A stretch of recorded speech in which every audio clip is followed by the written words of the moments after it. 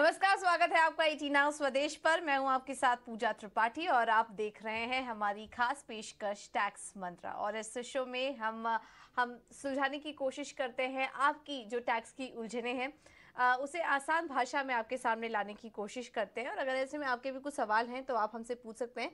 सवाल पूछने का तरीका बेहद ही आसान है। आप हमें अपने सवाल मेल कर सकते हैं। मेल आईडी लगातार आपकी स्क्रीन पर फ्लैश होती रहेगी, उसके जरिए आप अपने सवाल पूछिए और हमारी कोशिश ये रहेगी कि ज़्यादा से ज़्यादा सवालों को इस शो में शामिल करने की। तो चलिए शो की शुरुआत करते हैं। और अब फाइनेंशियल ईयर 2023 तो ख़त्म हो चुका है। उम्मीद है जो भी ज़रूरी काम थे वो आपने कर लिए होंगे, निपटा लिए होंगे, क्योंकि अगर मार्च अप्रैल देखें तो फाइनेंशियल के हिसाब से काफ़ी इम्पॉर्टेंट महीना होता है ये। तो उम्मीद करते हैं आपने काफ़ी कुछ काम अपने निपटा लिए होंगे।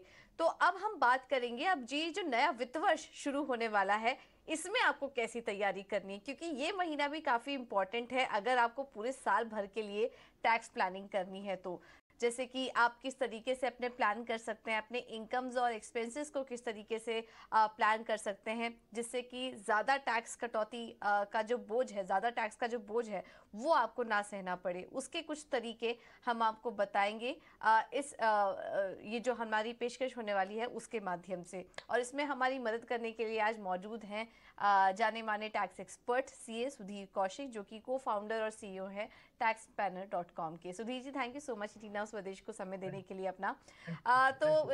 हम जैसे कि बात कर रहे थे कि मार्च महीना तो 2023 तो अब खत्म हो चुका है। अब हम नए फाइनेंशियल ईयर में एंट्री कर चुके हैं।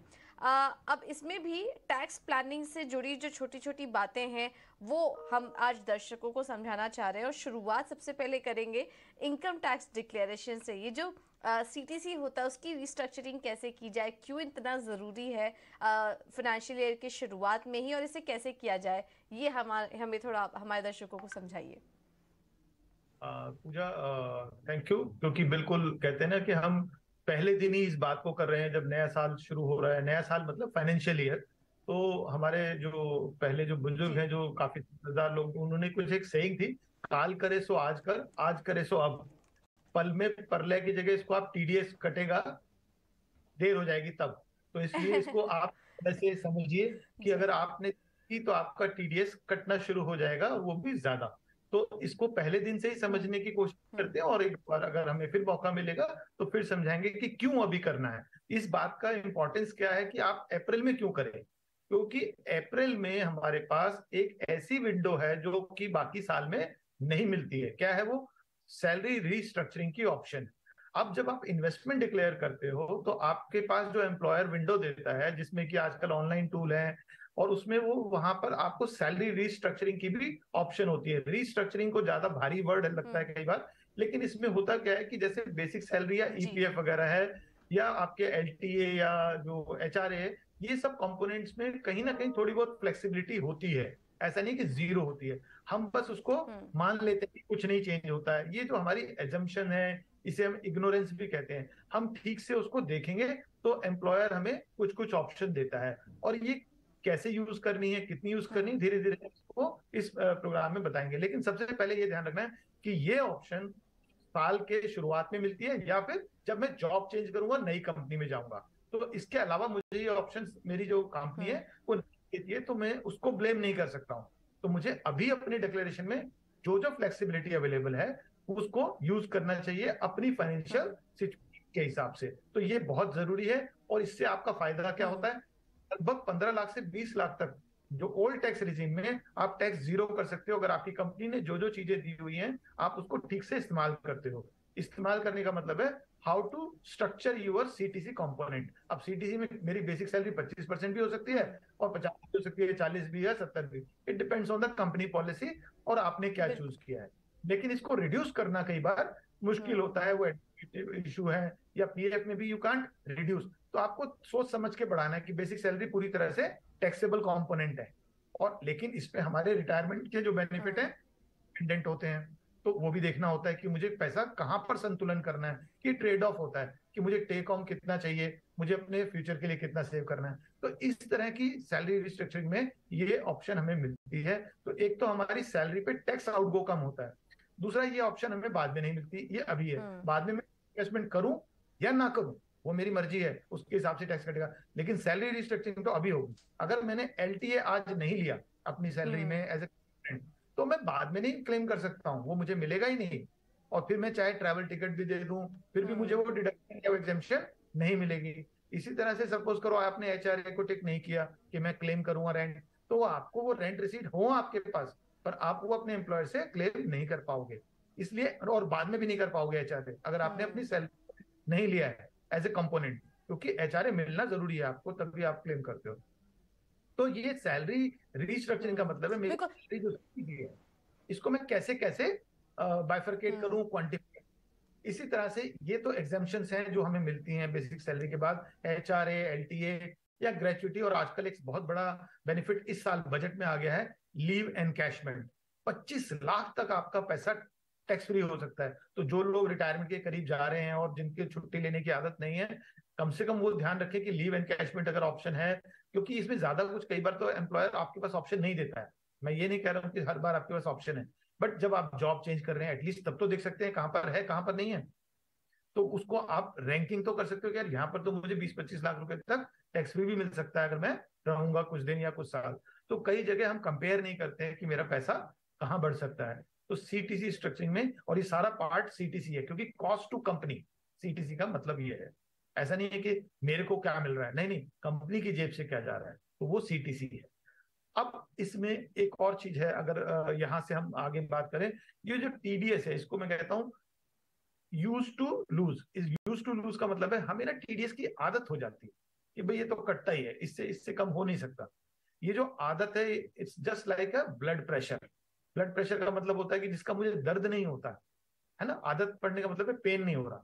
जब पेन नहीं हो रहा तो मैं उसकी तरफ भागता नहीं, उसका इलाज नहीं कराता हूँ, उसको कम नहीं करता हूँ। एक बार आपका टीडीएस कटना शुरू हो गया ज्यादा, तो आपको पूरे साल आदत सी हो जाएगी। तो इसलिए पहले महीने में, अप्रैल में, साल के फाइनेंशियल ईयर के शुरू में, यू शुड ट्राई कि इसको कम से कम कैसे कर सकते हैं, ठीक है। और वो झूठी इन्वेस्टमेंट या झूठे डिक्लेरेशन नहीं जो आपको एक्चुअली करना नहीं है, क्योंकि सरकार बहुत तेज होती जा रही है, इनकम टैक्स डिपार्टमेंट। तो इन चीजों को मैं कहूंगा कि अवॉइड करें, आप सीधा सच्चा ज्ञान लें और उसको यूज करें। तो इस आदत से बचें कि बस जो कट रहा है वो कटता रहेगा, और ये पैसा सरकार नहीं बचाएगी। ये पैसा सरकार ने बजट प्रोविजंस दे दिए हैं आपको, और कंपनी ने आपको पॉलिसी दे दी है। ये पैसा आपका है, आपको बचाना है, आपको एफर्ट करना है। हम आपकी हेल्प कर सकते हैं, एक्शन तो फिर भी आपको ही लेना है, ठीक है।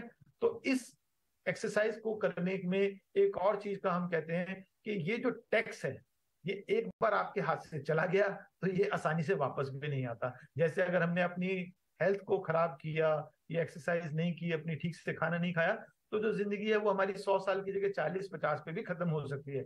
तो मैं अपनी वेल्थ को भी कम कर रहा हूँ, इसी तरह मैं हेल्थ को कम करता हूँ जैसे।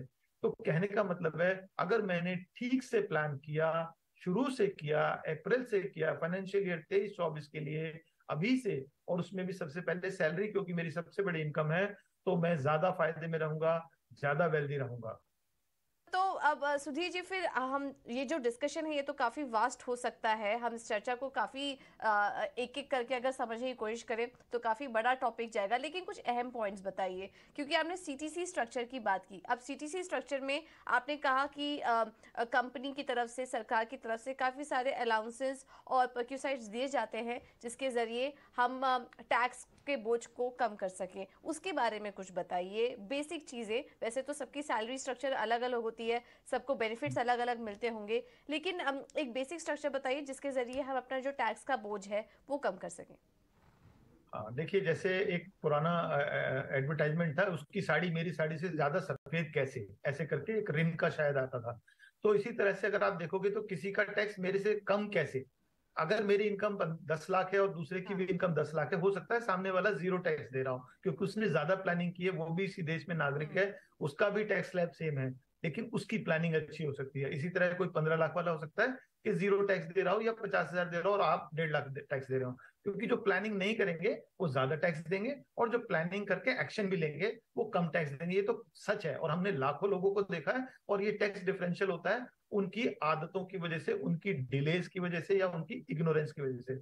अब ऐसा नहीं है कि लॉ सबके लिए तो एक ही है। मैं फिर कह रहा हूं कि चाहे आजकल तो मेल और फीमेल के लिए भी टैक्स स्लैब में कोई चेंज नहीं है, कोई डिडक्शंस में अलग से नहीं है, पहले होता था।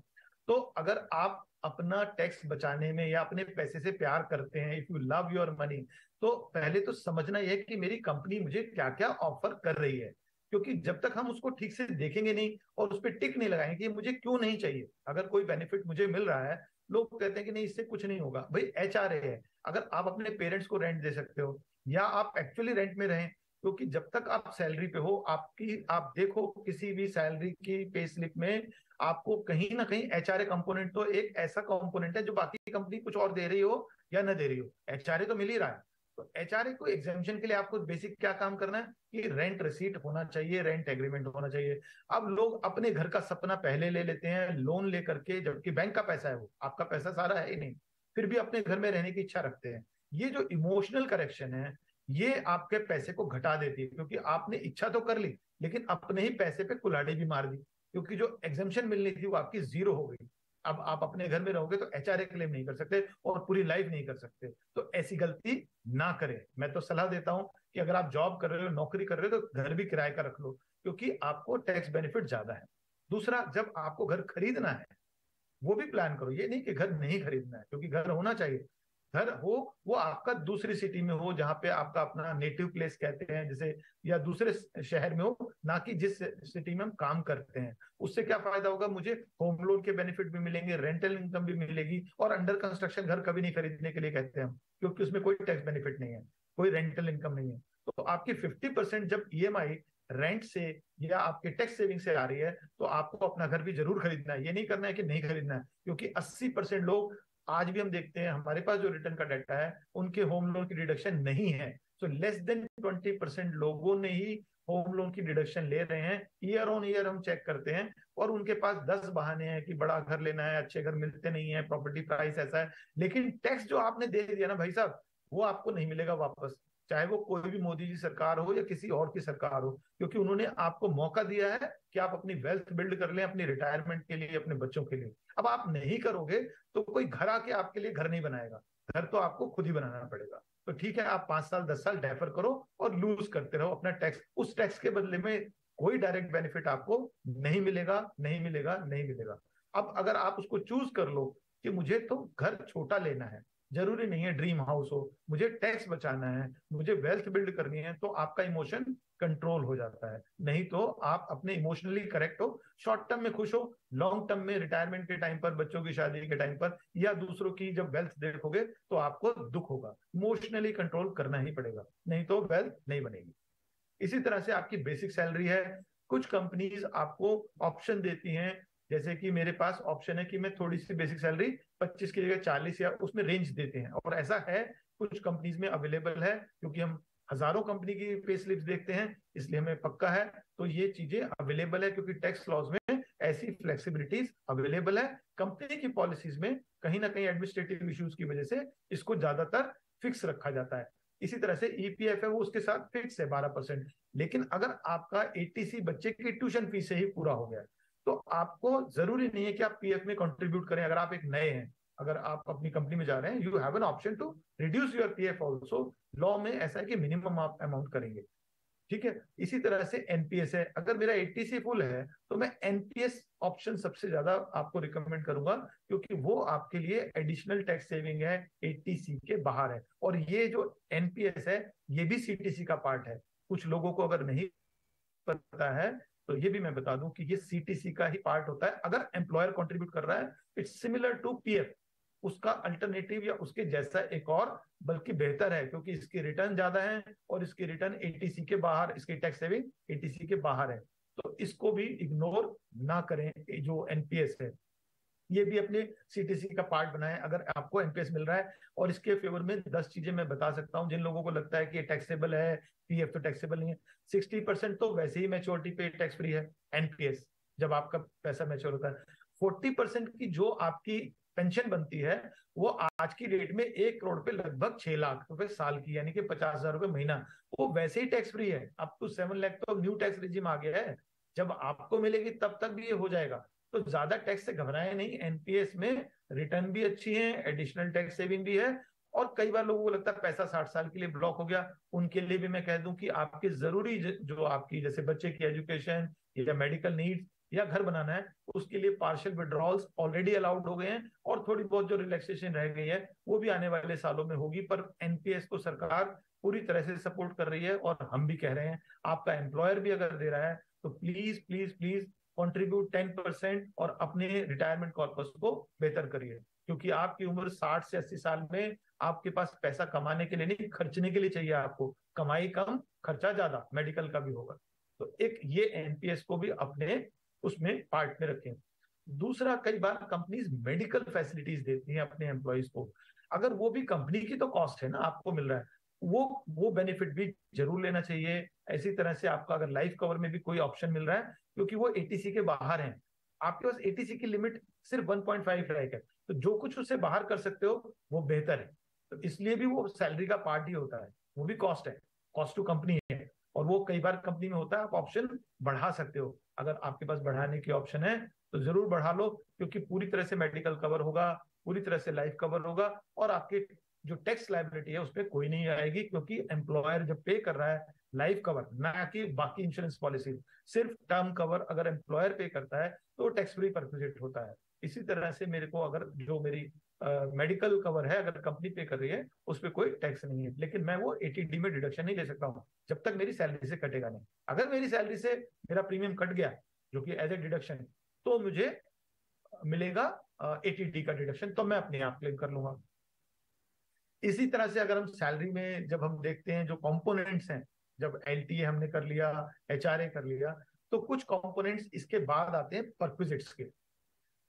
तो जो परक्विजिट्स है उसके अंदर हम क्या करते हैं कि हमारे पास मील कूपन, कार लीज, ड्राइवर, ये सब एम्प्लॉयर पे करता है और एम्प्लॉय यूज करता है, ये बेनिफिट ये भी सैलरी का पार्ट है। लाइक एग्जेम्पशन जैसे एचआरए वगैरह है, इसका भी हमारे सैलरी का कुछ पार्ट हम अपने कॉस्ट जो है कंपनी खुद खर्च करती है और एम्प्लॉय बेनिफिट लेता है। जैसे पीरियडिकल्स हैं, लैपटॉप के एक्सपेंसेस हैं, इंटरनेट के एक्सपेंसेस हैं, आजकल वर्क फ्रॉम होम कर रहे हैं लोग, ये सब भी मेरे टैक्स फ्री परक्विजिट्स हैं, इन पे कोई टैक्स नहीं लग रहा है मुझे। तो मुझे अपने आप से खर्च करने के बजाय अगर मेरी कंपनी मुझे रिम्बर्स कर रही है या मुझे प्रोवाइड कर रही है तो मुझे ज्यादा फायदा है। इन ऑप्शन को लोग सोचते हैं मील कूपन तो छोटा सा है, आजकल ये डिजिटल हो गए हैं, इनको मैनेज करना आसान है। एक मोबाइल में ऐप होता है, उस ऐप को आप यूज कर सकते हो। तो वाई नॉट, मतलब अपने पैसे को आप 30% बेटर है, आप कहीं और डिस्काउंट क्यों ले रहे हो? आप यहाँ पर आपको 30% आपके हाथ से जो टैक्स जा रहा है वो बच गया ना। तो इन परक्विजिट्स को भी आपको जरूर यूज करना है।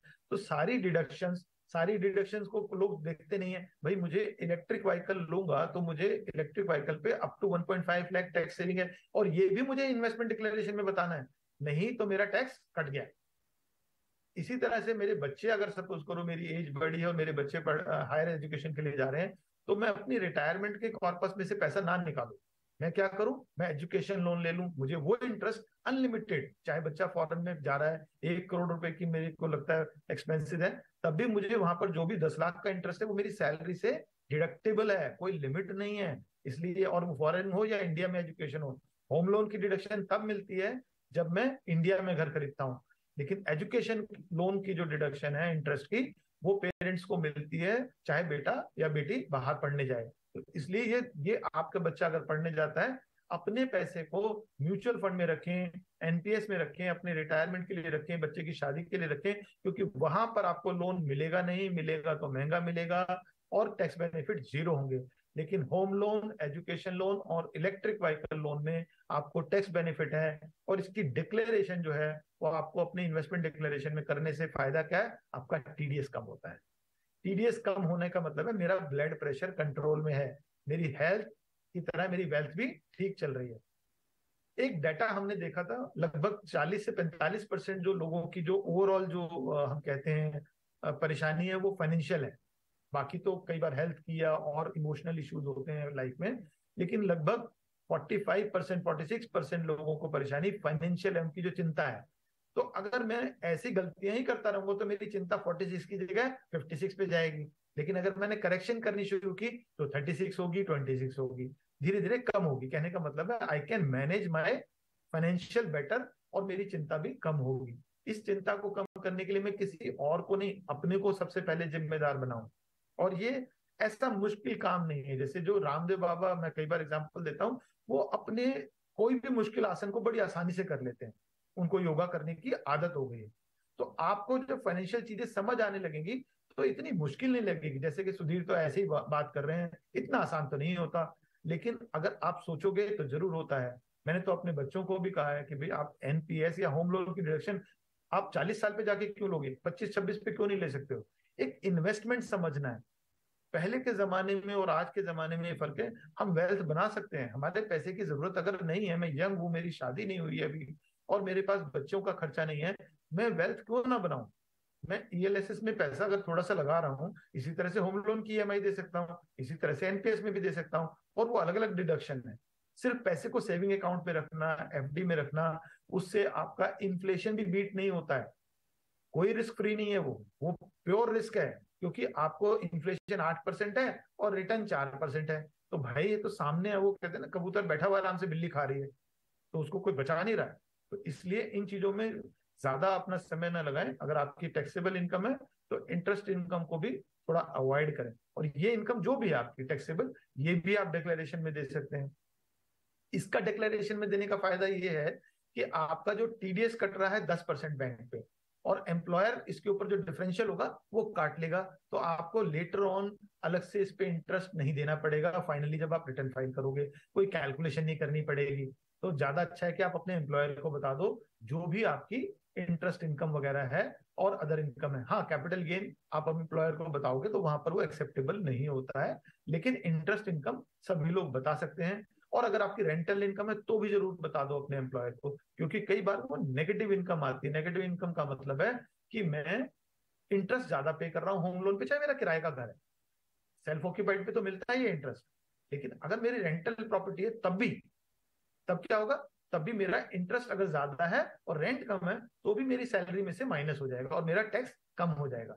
ये सब कुछ आपको अभी अप्रैल के महीने में अगर कर दोगे तो क्या होगा, आपका जो टैक्स डिडक्शन है, जो टीडीएस है, जो आप यूज टू लूज की आदत हो गई है, बस जा रहा है तो जा रहा है, कर लेंगे देख लेंगे, उससे बच जाओगे। और कहते हैं ना, आदतें अच्छी जब भी हम डाल लेते हैं हमारा अच्छा होना शुरू हो जाता है। अच्छे दिन कहीं से आते नहीं, लाने पड़ते हैं। वो कोई कहता है पर एफर्ट तो हर जगह हमारा ही है। तो इन्हीं शब्दों के साथ मैं कहूंगा कि अपने कहीं पर भी आपको उलझन आती है कि ये कैसे होना है, तो आप किसी की सलाह लें। सिर्फ इंटरनेट पे बहुत अच्छी बात है, आपको बेसिक ज्ञान मिल जाएगा, लेकिन अपनी फाइनेंशियल सिचुएशन को किसी कंसल्टेंट के साथ, किसी टैक्स एक्सपर्ट के साथ डिस्कस करें। पैसे को ऐसे इधर उधर ना लगा दें। जैसे लास्ट मिनट पे कुछ लोगों ने अभी भी इन्वेस्टमेंट किया होगा, आज भी कर रहे होंगे, वो सही नहीं है। आप अगले साल ऐसी सिचुएशन ना आने दें, अभी से प्लान करें। बहुत मुश्किल नहीं होती हैं चीजें, ये सिर्फ कहते हैं ना हमारे थॉट प्रोसेस है।